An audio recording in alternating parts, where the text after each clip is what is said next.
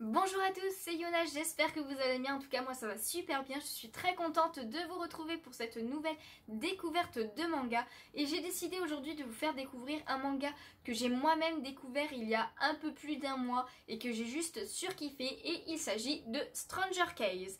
Donc Stranger Case c'est un shonen des éditions Pika, il y a 10 volumes en cours en France et au Japon, donc on a rattrapé le Japon pour la parution du manga. Il est sorti en 2015 au Japon, en 2018 en France. Il y a deux mangaka pour ce manga, donc un scénariste et un dessinateur. Le scénariste c'est Kyoshiro Daira et le dessinateur c'est Chashiba Katase. Pour ce qui est des genres un peu du manga, il s'agit d'un mélange d'action, de comédie et de romance. Il y a un petit peu de romance quand même entre nos deux personnages principaux et aussi d'enquête, d'énigmes et de surnaturel. Donc côté surnaturel, c'est surtout par rapport aux esprits japonais, donc yokai, ayakashi, tous ces esprits japonais qu'on peut retrouver dans les légendes japonaises en fait. C'est ce côté surnaturel du manga. Petite info aussi par rapport au manga, celui-ci va être adapté en animé par Crunchyroll en janvier 2020. Donc j'ai pas de date précise à vous donner, mais en tout cas pour l'hiver 2020, il sera adapté en animé et moi j'ai très hâte de voir ce que ça va donner.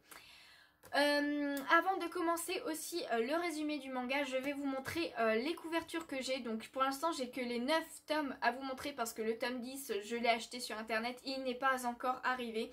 Donc je vais les montrer parce que c'est surtout les couvertures qui m'ont donné envie de voir ce qu'était le manga et ensuite le synopsis, bah j'ai voulu l'acheter tout simplement. Donc je vous montre un petit peu plus près. Donc voici le volume 1, franchement j'adore le chara design de Kotoko, donc qui est le personnage féminin principal, pardon, qui est juste génial. Je vous montre maintenant le volume 2, donc franchement j'adore les couvertures, elles sont vraiment très bien faites. En plus, je vous dis, hein, les dessins, j'adore les dessins, c'est vraiment un gros point fort. Ça c'est le volume 3.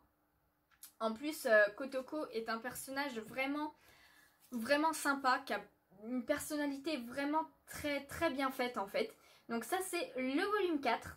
Voilà, je vous les montre un petit peu plus rapidement pour éviter que la vidéo soit trop longue. Il y a le volume 5 qui est super sympa aussi celui-ci. D'ailleurs pendant que je vous les montre, n'hésitez pas à me dire en commentaire quelle est votre couverture préférée. Le volume 6. Voilà, qui est un peu épais quand même, hein. Franchement, c'est ça qui est bien aussi, c'est qu'il ne se lit pas super rapidement quand même. Ça, c'est le volume 7 qui est ma couverture, moi, personnellement préférée. Je la trouve juste sublime, les couleurs et tout, elle est juste magnifique. Nous avons le volume 8. Donc là, oh, bah, j'ai fait tomber quelque chose, c'est pas grave. Le volume 8, c'est juste Kuro, donc le deuxième personnage qui est le personnage masculin de l'histoire. Et le volume 9 que j'ai, le volume 10 du coup, je vous le montre ici, voilà à quoi il ressemble. Donc voilà pour les informations et les couvertures, on va passer directement au résumé. Concernant l'histoire en elle-même, en fait, il s'agit tout simplement de Kotoko qui, au début du manga, en fait, elle a 17 ans, mais dès le début, on a un petit flashback de ses 15 ans quand elle est tombée amoureuse de Kuro. Kuro qui est le garçon principal du manga. Donc en fait, elle est tombée amoureuse de lui à l'hôpital en l'aidant tout simplement. Il a failli tomber, elle le rattrape, machin, tout ça.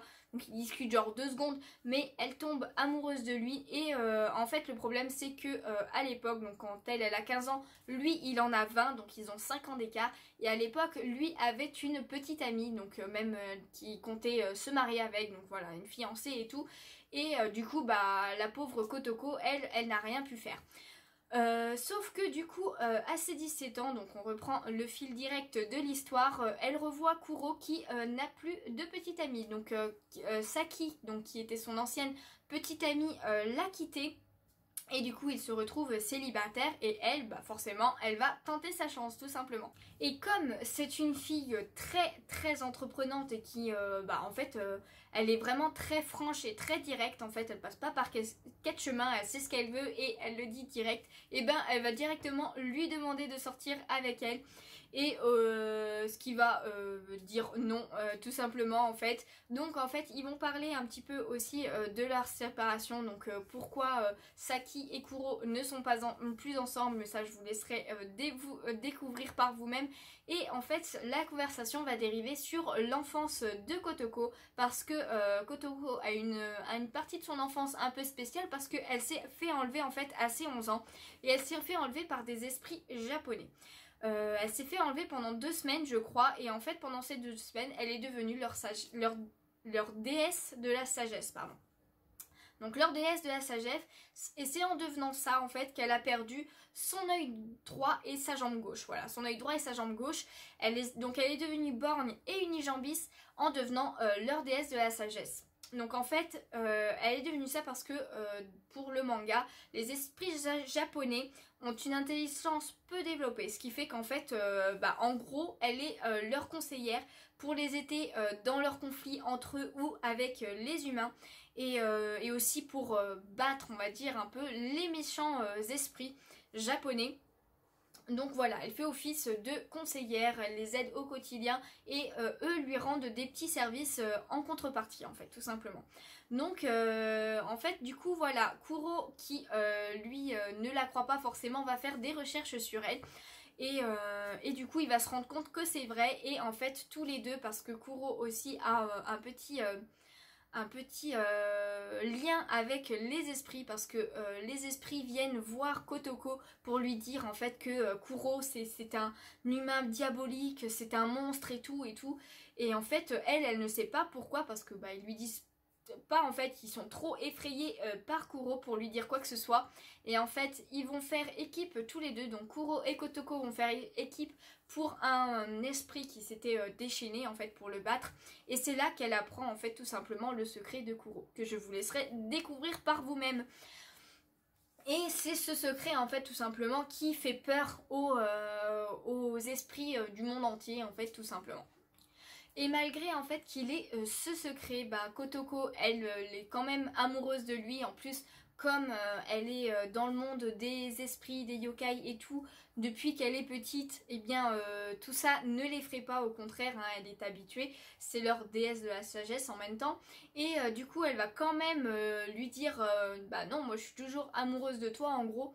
Et ils vont finir par être ensemble et par résoudre des énigmes et faire des enquêtes par rapport aux esprits japonais. En fait, tout simplement, ils vont faire équipe et battre les méchants esprits, parce que en fait, à la fin du tome 1, donc je vous dis vraiment en gros en fait, un esprit japonais va foutre le bazar en fait, tout simplement. Il va même y avoir des meurtres humains, et du coup ils vont enquêter sur ça et ils vont essayer de le battre, mais c'est vraiment un gros casse-tête, c'est vraiment une grosse énigme, et il va falloir qu'ils aient toute leur intelligence, qu'ils mettent toutes leurs intelligences et leurs forces ensemble pour pouvoir le battre, tout simplement. Donc voilà, c'était un peu pour le résumé du manga. Passons maintenant à tout simplement mon avis personnel. Donc pour mon avis personnel, en fait, il y a 3 gros points qui font que j'adore en fait ce manga, tout simplement. Je dirais pour le premier point, c'est tout simplement les dessins. J'adore les dessins, surtout les chara-design, surtout le chara-design, je dirais même, de Kotoko. Je vous montre plus en détail quelques scans du manga qui sont là. Franchement, je trouve que le dessinateur a vraiment fait un travail magnifique. Les scènes d'action sont super bien faites, les scènes intenses de réflexion où il y a les énigmes et tout pour faire comprendre les choses, c'est super bien fait aussi. Ça donne vraiment en fait l'impression qu'on est dedans, on est vraiment à fond avec eux, et pas que par le dialogue, par le scénario en fait, c'est vraiment aussi les dessins qui donnent cette impression. Et c'est pour ça que je dis chapeau au dessinateur, parce que franchement j'adore. En plus, voilà, je vous l'ai dit tout à l'heure, les couvertures sont juste magnifiques. J'aime beaucoup les couleurs qui sont mises et tout. Ça rend super bien. Et puis le personnage de Kotoko, qui est mon personnage préféré carrément de ce manga. Même si les autres personnages sont super sympas, hein, mais ce personnage est juste génial. Et d'ailleurs, c'est mon deuxième point, mon deuxième gros point de ce manga, c'est le personnage juste de Kotoko. Donc Kotoko, ça a beau être une petite fille, qu'on dirait une petite poupée même, hein, genre visuellement on dirait une petite poupée. Tout le monde d'ailleurs, par sa petite taille et par son élégance et tout, la prend pour une petite fille, une collégienne, alors qu'elle est déjà lycéenne, puis étudiante en fait. D'ailleurs, elle rembarre bien les gens quand on la prend pour une collégienne tout simplement. Mais elle a beau avoir ce physique là, en plus elle est borgne du coup et unijambiste. Mais ça ne la dérange pas du tout, elle n'a aucun complexe par rapport à ah mince, comment dire, bah, son handicap physique, ses handicaps physiques en fait, et aucun complexe aussi par rapport à, au reste en fait. Le seul petit complexe qu'elle va avoir c'est sa taille, et encore franchement c'est vraiment minime, mais sinon elle est très directe, très franche. Elle dit ce qu'elle pense en fait, tout simplement. Elle sait ce qu'elle veut, elle dit ce qu'elle pense. C'est un peu l'image d'une femme forte, en plus élégante, parce que franchement, elle est habillée avec son béret, sa canne et tout, et sa robe et tout. Je trouve qu'elle fait très élégante pour une petite fille, parce qu'on dirait vraiment une poupée en fait, c'est ça, on dirait une poupée, mais en même temps elle fait femme forte, indépendante, intelligente en plus, parce que elle est très intelligente, hein. Je vous dis, il y a des énigmes et des enquêtes et tout, et c'est un peu elle le cerveau de l'histoire, hein. C'est carrément elle en plus, carrément elle le cerveau de l'histoire en fait, tout simplement.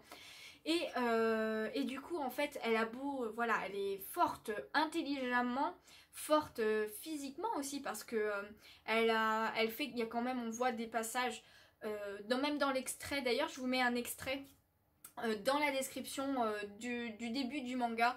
Je vous conseille de lire au moins l'extrait pour vous donner un peu plus, pour vous faire un peu plus votre propre avis et vous donner peut-être encore plus envie de le lire. Et même dans cet extrait, on a un passage de combat dès le début un peu du manga contre un yokai, et on voit quand même, malgré ses handicaps, elle est très agile, elle est forte et tout, elle n'est pas... pas impressionnable aussi en fait, tout simplement, et c'est ça que j'aime chez elle en fait. Elle est vraiment parfaite, en fait elle est parfaite tout simplement. En plus elle est cinglante des fois au niveau de ses répliques, ce qui fait que c'est très très drôle.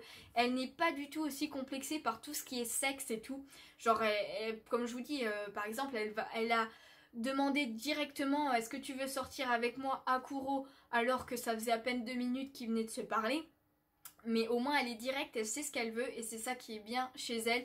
Et par la suite du manga, elle n'a aucun complexe par rapport voilà, aux relations sentimentales, amoureuses et tout. Ce qui fait que même Kuro, lui, est embarrassé par rapport à elle. Genre, c'est une femme élégante, elle n'a pas à dire des mots comme ça, en fait. Des mots comme ça ne devraient pas sortir de sa bouche. Après, voilà, c'est quand même lisible pour tout le monde, hein. Il y a pas du tout de cas extrêmes au niveau pudeur et tout, en fait, tout simplement, hein. Vous ne vous inquiétez pas. Mais en fait, c'est ces répliques qui sont juste géniales, je trouve. Et c'est une partie en fait du comique aussi, du manga, et qui rend super bien. Après, j'adore aussi toutes ces expressions. C'est pour ça que voilà, le personnage de Kotoko plus son dessin, c'est juste le combo magnifique. Ses expressions et tout, elle est juste trop mignonne, et pourtant super impressionnante en fait. Donc voilà, c'était le deuxième point, le gros deuxième point de ce manga. Et pour le troisième gros point de ce manga, en fait, c'est tout simplement l'histoire. Alors, je ne suis pas à fond généralement dans tout ce qui est esprit surnaturel, surtout les esprits japonais, les yokai, les trucs comme ça, surtout que je ne connais absolument rien. Et pourtant, dans ce manga, on en voit pas mal quand même qui sont sympas. Différents types d'esprits japonais, en nous expliquant sans trop pousser à fond dans l'histoire en fait, hein, comme si on lisait sur Wikipédia, voilà, c'est quoi un machin, enfin voilà. Non, c'est vraiment, on survole, mais pas trop ni pas assez. Enfin, vous voyez, c'est vraiment un juste milieu qui est vraiment bien fait, et du coup, on en apprend plus sur eux, aussi par rapport à leur design et tout, c'est vachement sympa. Mais ce qui est surtout intéressant, c'est vraiment, je vous dis, ce système d'enquête. Parce que c'est pas, par exemple, il y a des mangas où c'est une enquête par tome. Là, c'est pas du tout ça. Au début, vous allez avoir une toute mini enquête pour mettre en avant l'histoire en fait, pour vous montrer comment ça marche en gros. Mais après, d'ailleurs je pense que ça sera l'intégrale de la saison qui va sortir en animé. C'est il y a une énigme sur une femme qui s'appelle Nanase, il me semble, Nanase. Je sais plus, elle a un surnom, enfin tout cas, et du coup il faut l'abattre. Et ça va durer pendant plusieurs tomes. Et c'est vraiment une énigme qui vous prend, quoi. Moi, je vous dis, je les ai lus à la suite les uns des autres parce que tu veux dire, tu avances et en même temps, t'es rebloqué et du coup, tu continues d'avancer et tout. Et tu dis, mais punaise, quand est-ce que vous allez la battre, que vous allez arriver à la faire disparaître, en fait, tout simplement. Et franchement, c'est super bien fait parce que même si on dirait ouais plusieurs tomes, je vous dis hein, ça fait peut-être 3 voire 4 tomes juste pour un esprit quoi. Mais un esprit qui est dur à battre hein, tout simplement, où il faut vraiment faire travailler ses méninges, que toi-même t'essayes de trouver comment ça se fait, pourquoi et tout. Et c'est super bien fait. L'énigme est vraiment super bien faite. Après cette grosse histoire, il y a d'autres histoires qui sont moins importantes mais qui sont quand même bien sympas. Et puis en même temps on avance dans la relation entre Kotoko, Kuro et aussi Saki, parce que Saki au début, donc c'est l'ex-fiancée de Kuro, et elle va quand même avoir sa place assez importante. Et au début on dit c'est l'ex-fiancée quoi, c'est pas une fille qu'on aime bien quoi. Et finalement elle est super sympa aussi comme personnage, je l'aime beaucoup. Le personnage que j'aime le moins, c'est Kuro. Donc Kuro en fait c'est le beau ténébreux et tout ça. Sauf que, alors avec son secret, on apprend plus sur lui et tout. Mais par contre, lui au niveau des expressions, c'est pas ça. Hein. Franchement, alors c'est son personnage qui fait ça évidemment. Mais à part le seul côté que j'aime bien, c'est son côté un peu comique qui, dans les moments sérieux, va faire un peu balancer le truc. Et c'est super bien fait. C'est super bien fait. Mais après, ouais, c'est vrai que vous n'allez pas le voir... voir autant d'expressions sur lui que sur Kotoko ou même Saki par exemple. Donc c'est le seul petit point négatif, mais en fait comme ça colle bien quand même à son personnage, et ça passe crème en fait, ça passe crème et c'est ça qui est super bien fait. Donc voilà, après que dire de plus sur ce manga, franchement moi j'ai hâte de voir l'animé parce que j'ai hâte de voir comment ils vont faire pour faire tenir le suspense et tout, à quel moment ils vont couper chaque fin d'épisode pour donner envie de voir la suite, parce que dans le manga c'est super bien fait. Et oui, je pense franchement que ça va prendre les 3-4 premiers tomes pour cette histoire avec l'esprit Nanase. Donc vous comprendrez si vous lisez le manga ou si vous attendez de regarder l'animé. De toute façon, en plus, le fantôme Nanase est sur l'affiche de l'animé. Donc voilà, tout simplement. Alors après, je ne sais pas trop quoi vous dire de plus, à part que les scénarios sont géniaux, les dessins sont magnifiques, les personnages sont super bien faits.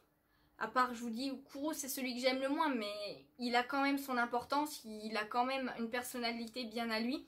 Mais je vous dis, moi c'est Kotoko, c'est la best quoi, c'est vraiment la best. Et j'espère qu'ils vont vraiment bien la rendre aussi en animé. En tout cas pour les extraits que j'ai vus, ça a l'air vraiment bien et j'ai trop hâte de le voir. Et après voilà, le fait que ça soit une histoire d'énigmes, d'enquête avec des yokai et tout, c'est vachement bien amené. Et puis ouais, en fait le gros best c'est vraiment Kotoko qui est un personnage qui vous fait rire, qui vous fait dire waouh, punaise, mais elle est trop forte en fait. C'est vraiment un personnage super bien fait. Voilà, je crois que en fait je l'adore, je peux pas dire plus que ça, tout simplement.